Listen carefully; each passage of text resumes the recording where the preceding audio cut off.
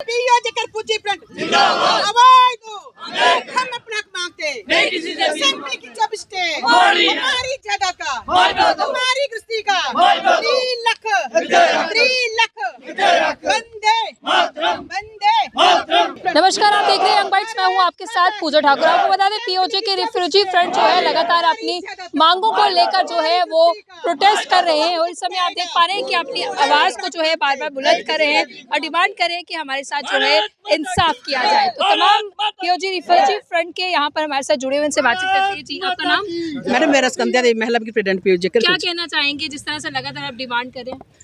Madam, हम चाहते हैं गवर्नमेंट से यही चाहते हैं कि हमारे जो नान के प्रफूजी है, जिनके पास घर गृहस्थी नहीं है, उनको ज़मीन दी जाए और जिन जैसे 47, 65, 71 वालों को दी है, वैसे नॉन कैंप को भी ज़मीन दी जाए। और साथ में जो हमारी फाइलें पास नहीं हो रही थी वो पास की जाए। अभी साल बढ़ गया तो फाइलें जल्दी पास होनी चाहिए। तो लगातार आप प्रोटेस्ट करते रहते हैं, आवाज़ बुलंद करते रहते हैं, क्या अभी तक कोई सुनवाई हुई है या नहीं? बड़ी असेंबली चल रही है, अभी हमारे एमएलए बात करेंगे आगे जाके, तो तभी हमारी कॉलोनी बनाएंगे जहाँ पैसा 24.5 बैलेंस वो दिया जाएगा। जो 5.5 लाख लोगों का नहीं है, 4200 फाइल के उनका पैसा आएगा। तो हम इंतजार में बैठे हैं कि हमारे जो एमएलए जीत के गए। कितनी आपको लगातार बड़ी ज़्यादा है मैडम जी। जैसा नरेंद्र मोदी, जहाँ अमित शाह, जेपी नड्डा, जहाँ हमारे राजनाथ सिंह जी हैं, तब तक तो हम उम्मीद लेके बैठे हैं। क्या कहना चाहोगे? लगातार जो है प्रोटेस्ट कर रहे हैं, कोई सुनवाई नहीं हो रही है, उम्मीद क्या टूट रही है या उम्मीद है अभी तक बरकरार? जब तक इंसान की ज़िंदगी जिंदा है तब तक उम्मीद बरकरार है। उम्मीद नहीं टूटनी चाहिए। इंसान टूट जाता है, उम्मीद नहीं टूटनी चाहिए। बाकी उम्मीद हमें पक्की है। हम वायदा लेकर, पक्का इरादा लेकर चले हुए हैं कि हम जीतेंगे, कामयाबी हासिल करेंगे। और ये लोग जिनको हम बनाते भी हम हैं, बनाने वाले भी हम हैं और इनको गिराने वाले भी हम हैं। अगर हम इनको नहीं बनाएंगे तो ये बनेंगे नहीं। तो जब गिराना चाहेंगे तो गिरा भी देंगे, तब ये रूठेंगे भी नहीं।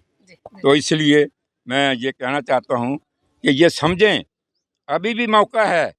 ये हमने अभी तीसरी बार इनको चांस दिया है, 3 बार जिताया है और अभी उम्मीद करते हैं अगर काम हो जाएगा शायद चौथी बार भी यही आएंगे। अगर नहीं हुआ तो ये उम्मीदें छोड़ दें। तो जैसे मैंने कहा, हमारी डिमांडें बहुत हैं, गिनतू में डिमांडें क्या हैं। नंबर 1, पूरी नहीं हो हाँ, हमारी सबसे पहली डिमांड ये है कि जो 4200 फाइल सेंट्रल गवर्नमेंट के पास डाटा गया है उसका पैसा डाला जाए। जो 24.5 लाख का भी बैलेंस है वो भी सेंट्रल गवर्नमेंट इशू करे। नंबर 3, जो लैंडलेस लोग हैं, जिनके पास ज़मीन नहीं है, उनको ज़मीन दी जाए। और जिनके पास घर नहीं है उनको घर का प्लाट दिया जाए, मकान बनाकर दिया जाए। और चौथी चीज़, हमारे बच्चे बेरोज़गार हो गए हैं, अनपढ़ रहे हैं, उनको उनकी नौकरी का प्रबंध किया जाए ताकि वो भी समाज में बैठने के काबिल बने। चौथी चीज़ है, हमारी जो 24 सीटें हैं वो कब मिलेंगी?